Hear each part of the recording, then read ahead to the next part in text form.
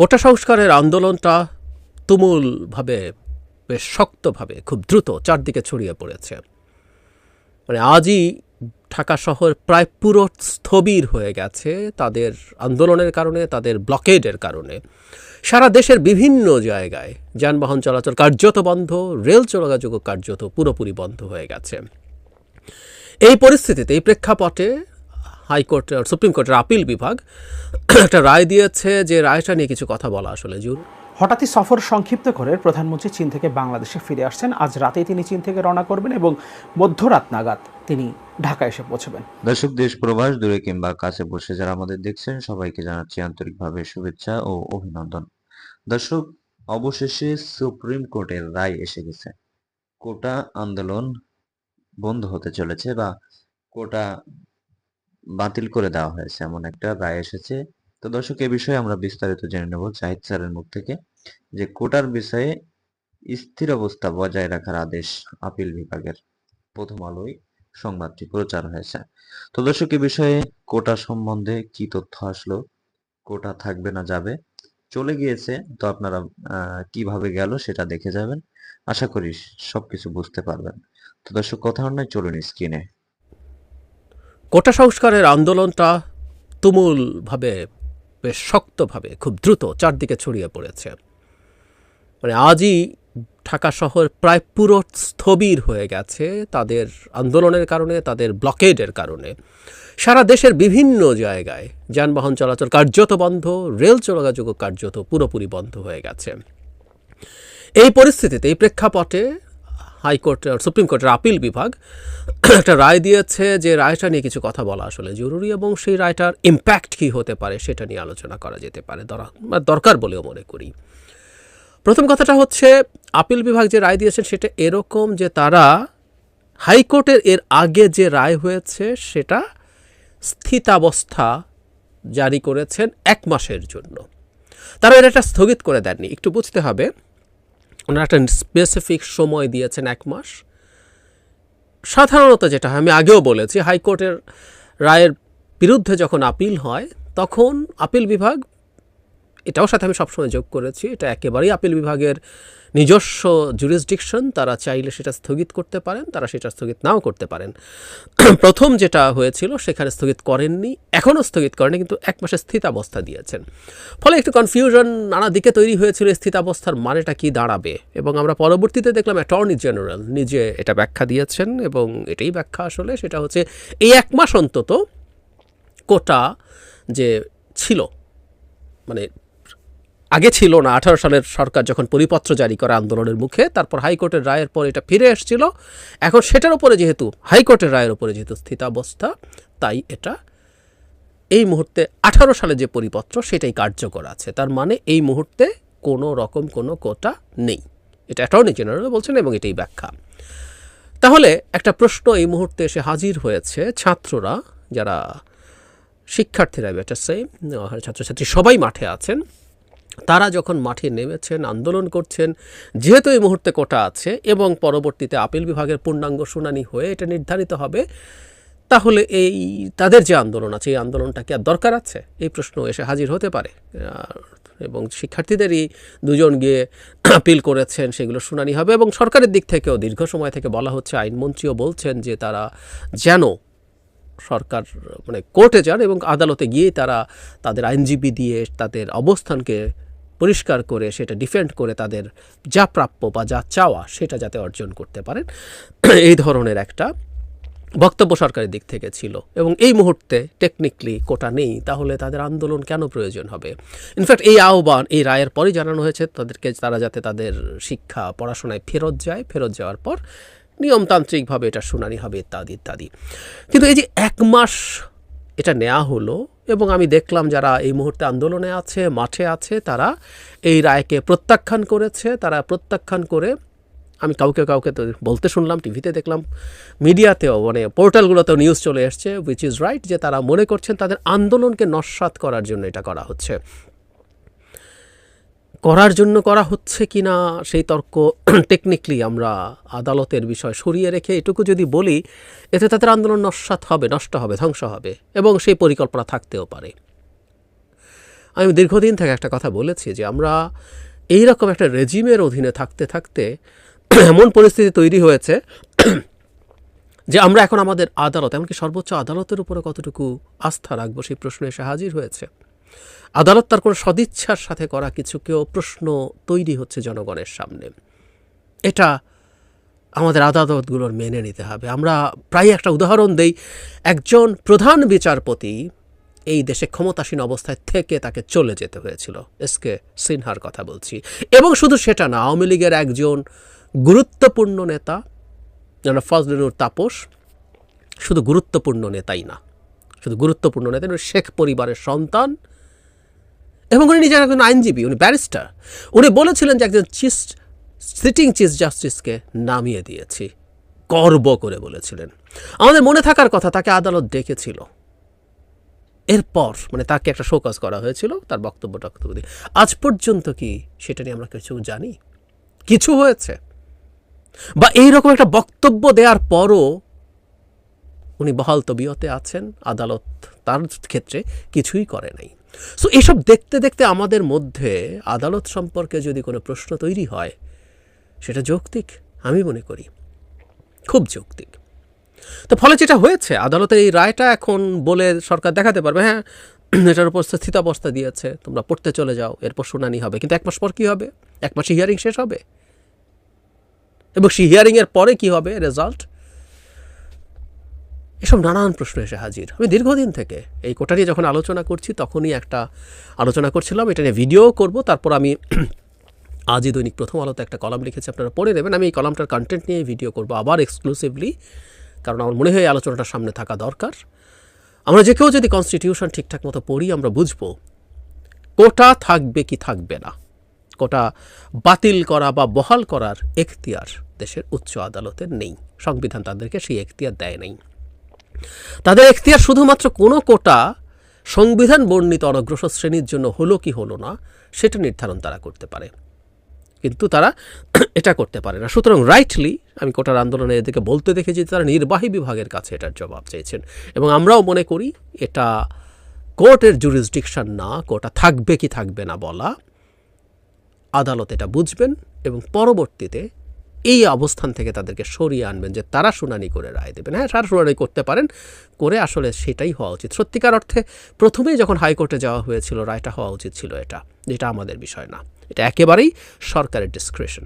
1% কোটাও যদি কোনো ক্ষেত্রে না রাখে, যে কোটা নিয়ে আমরা কেউ প্রশ্ন করি না, প্রতিবন্ধীদের কোটা, সেটাও যদি 1%ও না রাখে সরকার, কেউ বলতে পারে না সরকার অসাংবিধানিক কিছু করেছে।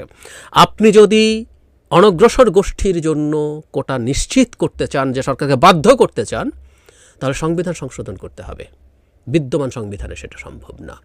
যাই হোক, আমাদের মনে হতেই পারে যে এই আন্দোলনকে ধ্বংস বা নস্যাৎ করার জন্য এই ধরনের একটা রায় এসছে, এবং ছাত্ররা সেভাবেই প্রতিক্রিয়া দেখিয়েছে। তারা একেবারে অযৌক্তিক কথা বলছে, নট নেসেসারিলি, এবং তারা তাদের কর্মসূচি থেকে সরে আসছে না। সেই বিবেচনায় এটা হতেই পারে যে তারা সেই কারণেই করছে, এবং কেউ কেউ কনস্পিরেসি থিওরিও দেওয়ার চেষ্টা করছেন, যেহেতু সব কিছু ব্লক থাকবে, প্রধানমন্ত্রী কেন দ্রুত দেশে ফিরে আসছেন এটারও পেছনে এই কারণ দেখাচ্ছেন যে উনি যদি আগামীকাল সকালে ফেরেন এবং ব্লকেড থাকে, ফিরতে পারবেন না, এই পরিস্থিতি এড়াতেই উনি গভীর রাতে ফিরছেন বাংলাদেশে এসে, একদিন সফরকে সংক্ষিপ্ত করে, নানান কিছু। তার মানে আন্দোলন কন্টিনিউ করার একটা প্রবাবিলিটি আছে, এবং এই আন্দোলনটাও আস্তে আস্তে এমন জায়গায় চলে যাচ্ছে সরকার খুব বেশি নিয়ন্ত্রণ রাখতে পারছে এটা মনে হচ্ছে না।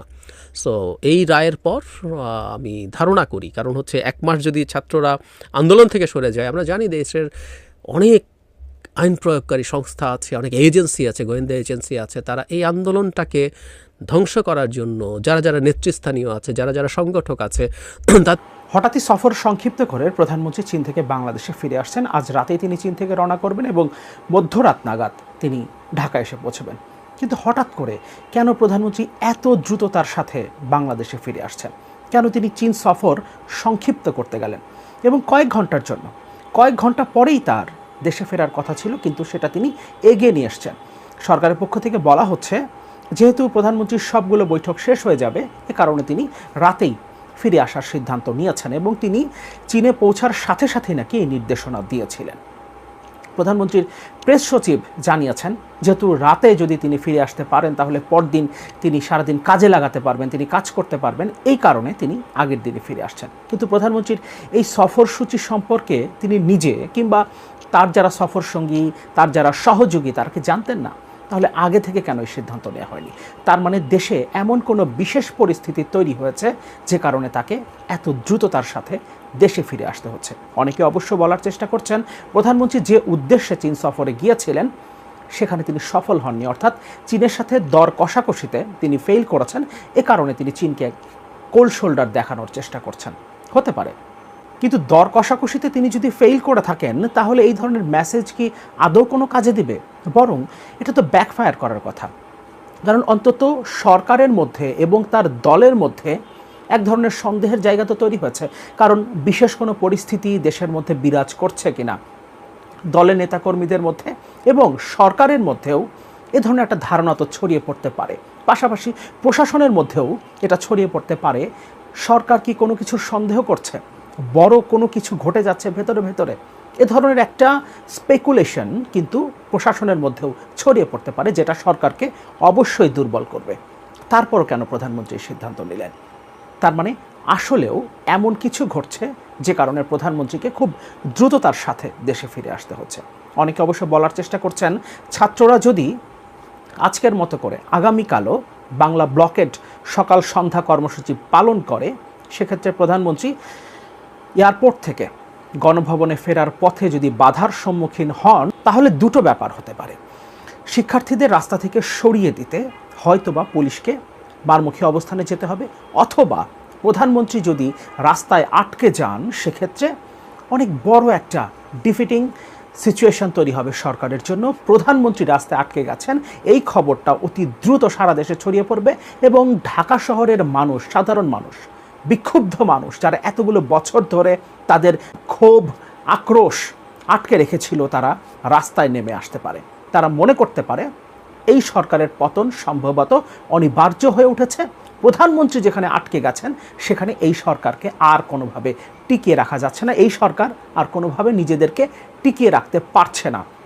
এই ধরনের একটা মেসেজ যদি সাধারণ মানুষের মধ্যে ছড়িয়ে পড়ে, এবং এই ধরনের বিষয়গুলো কিন্তু সংক্রামক, একজনের ভেতর থেকে এটা হাজার মানুষের মধ্যে ছড়িয়ে পড়তে পারে এবং এটা মুহূর্তেই একটা দাবানল থেকে বিস্ফোরণ ঘটাতে পারে। ফলে এটাও সরকারের জন্য একটা ব্যাকফায়ার হতে পারে। এটা চিন্তা করে প্রধানমন্ত্রী আগের দিন অর্থাৎ রাতেই তিনি চলে আসতে চাইছেন, যে সময় স্টুডেন্টদের এই কর্মসূচিটা থাকছে না। পাশাপাশি সরকারি দলের সাধারণ সম্পাদক ওবায়দুল কাদের বেশ কয়েকবার বলেছেন, এমনকি সংবাদ সম্মেলনেও তিনি উল্লেখ করেছেন এই আন্দোলনের মধ্যে অনেকগুলো পক্ষ যুক্ত হয়ে গেছে, এর ভেতরে তিনি ষড়যন্ত্র খুঁজে পেয়েছেন এবং তিনি বারবার এটা বোঝানোর চেষ্টা করেছেন এই আন্দোলনের পেছন থেকে বিশেষ কোনো শক্তি কলকাঠি নাড়ছে। ফলে সরকারের ভেতরে এক ধরনের ভয় তৈরি হওয়াটা স্বাভাবিক। অবশ্য শুরু থেকেই কেউ কেউ বলার চেষ্টা করেছেন এই আন্দোলনকে সরকার পরিকল্পিতভাবেই মাঠে নামিয়েছে, বিশেষ করে ভারতের সাথে যে অসম সমঝোতা স্মারকগুলো স্বাক্ষরিত হয়েছে সেই ইস্যুকে ধামাচাপা দেবার জন্য, অর্থাৎ সেই ইস্যুকে কেন্দ্র করে যাতে বৃহত্তর কোনো আন্দোলন গড়ে না ওঠে, এই কারণে সরকারের নিয়ন্ত্রিত এই আন্দোলনটাকে মাঠে নামিয়েছে। কিংবা আজিজ বেনজির, আসাদুজ্জামান মিয়াদের যে দুর্নীতি আমাদের সামনে প্রকাশিত হয়েছে সেই ইস্যুকে কেন্দ্র করে যাতে বৃহত্তর কোনো আন্দোলন গড়ে না ওঠে যেটা সরাসরি রাষ্ট্র ক্ষমতাকে চ্যালেঞ্জ করে, এই কারণে সরকার নিয়ন্ত্রিত এই আন্দোলনটাকে মাঠে নামানো হয়েছে। যদিও আমার এই চ্যানেলেও বেশ কয়েকটা ভিডিওতে আমি বলেছি এটা কোনো যুক্তি হতে পারে না।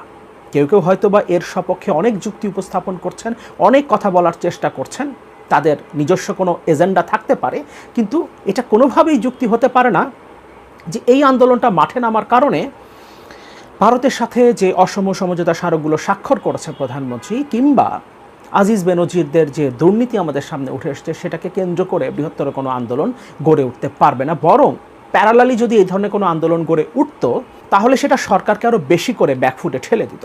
ফলে সরকার কখনোই জেনে বুঝে এই রিস্কটা নিত না। যাই হোক, যে আন্দোলনটা শুরু হয়েছে, বাংলা ব্লকের যে কর্মসূচিটা শুরু হয়েছে, এটা সরকারের নিয়ন্ত্রণের বাইরে চলে গেছে। সরকার কোনোভাবে এটা নিয়ন্ত্রণ করতে পারছে না এবং শুরু থেকে আমি একটা কথা বলার চেষ্টা করেছি, 2018 সালের সেই দোর্দণ্ড প্রতাপশালী ছাত্রলীগ আর সেই সময়কার পুলিশকে তখন যেভাবে সরকার ব্যবহার করতে পেরেছে দলীয় ক্যাডার বাহিনীর মতো করে, এবার সেটা করা সম্ভব না এই সরকারের পক্ষে। কারণ সারা পৃথিবীর অ্যাটেনশন যেভাবে এখন বাংলাদেশের দিকে আছে 2018 সালে সেটা ছিল না। সুতরাং 2018 সালের আন্দোলন তারা বিভিন্নভাবে দমন করতে পেরেছে, কিন্তু এবার এটা দমন করা তাদের জন্য এত সহজ হচ্ছে না। পাশাপাশি ছাত্ররা এই সরকারের চরিত্রটা বুঝে গেছে, কারণ 2018 সালে একবার ছাত্রদের সাথে প্রহসন হয়েছে এবং আবারও 2024 সালে সেটার প্রমাণ পাওয়া গেছে। ফলে এবার কিন্তু ছাত্ররা হাইকোর্ট যে রায় দিয়েছে আজকে, তারপরেও দমে যায়নি। সরকার চেষ্টা করেছিল এই আন্দোলনটাকে এখানেই কবর দিতে, অন্তত 1 মাসের জন্য এটাকে ঝুলিয়ে রেখে আন্দোলনটাকে দুর্বল করে দেওয়ার চেষ্টা করেছিল। এবং এখন পর্যন্ত আমি যখন কথা বলছি তখন পর্যন্তও ছাত্ররা বলছে তারা আন্দোলন কন্টিনিউ করবে, যদিও সন্ধ্যা 7টায় তারা সংবাদ সম্মেলন করে পরবর্তী কর্মসূচি ঘোষণা করবে। হ্যাঁ, একটা কথা ঠিক, আদালত যে রায় দিয়েছে, যদিও আদালতের কোনো এখতিয়ার নাই, কোটা পুনর্বহলের কোনো সিদ্ধান্ত দেওয়ার এখতিয়ার কিন্তু আদালতের নাই, সাংবিধানিকভাবেই নাই। এটা নিয়ে অনেকেই অনেক কথা বলেছেন, এই বিষয়টা প্রমাণিত। কিন্তু তারপরেও আমাদের দেশে আইন আদালত বলে তো আসলে কিছু এক্সিস্ট করে না, সব কিছুই নির্বাহী বিভাগের অর্থাৎ সরকারের এক্সটেনশন। সরকার যেটা চায়, যেভাবে চায়, তারা ঠিক সেভাবেই করে। কিন্তু তারপরও আদালতের এই রায় 1 মাসের জন্য এই আন্দোলনটাকে অনেকটা স্থবির তো করে। প্রিয় দর্শক, দেখলেন খুবই গুরুত্বপূর্ণ প্রতিবেদন যে সুপ্রিম কোর্টের রায় অনুযায়ী কোটা স্থিরতা বজায় রাখার আদেশ দিয়েছে আপিল বিভাগ। দর্শক, এ বিষয়ে আপনারা কি বলতে চান? এখন আপনারা অনেকেই বলবেন যে সরকার বিভিন্ন ইস্যুকে ধামাচাপা দেওয়ার জন্য বিভিন্ন নতুন নতুন ইস্যু তৈরি করে। অনেকেই বিষয়টি কমেন্টে বলে ফেলেছেন। আপনি কি বলতে চান? অবশ্যই কমেন্টে বলে ফেলুন। তো এ বিষয়ে অবশ্যই আপনাদের একটা কমেন্ট করা উচিত। আপনার মতো অনেকেই হয়তোবা কমেন্ট দেখতে আসে। তো কমেন্ট করুন এবং পরবর্তী আপডেট জানতে চ্যানেলটি সাবস্ক্রাইব করুন। ধন্যবাদ এতক্ষণ আমাদের সাথে থাকার জন্য।